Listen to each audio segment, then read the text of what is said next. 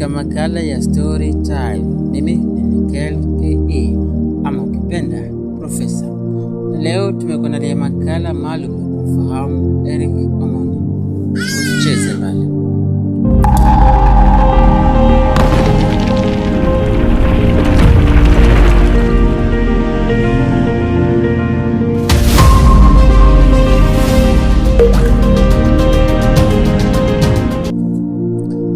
Eric Otieno Omondi alizaliwa Machi 9 mwaka 1983 kusini mashariki mwa mji wa Kisumu katika kabila la Wajaluo.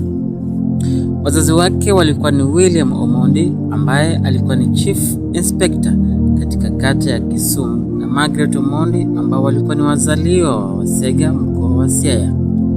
Tafiti zinasema William Omondi alioa wanawake 5, Margaret akiwa ni 5, na baadaye mauti ulimkumba muda mchache baada ya Eric kuhitimu kidato cha 4 mwaka 2001. Eric alikuwa mtoto wa pili katika familia ya watoto 4 ya mzee William Omondi.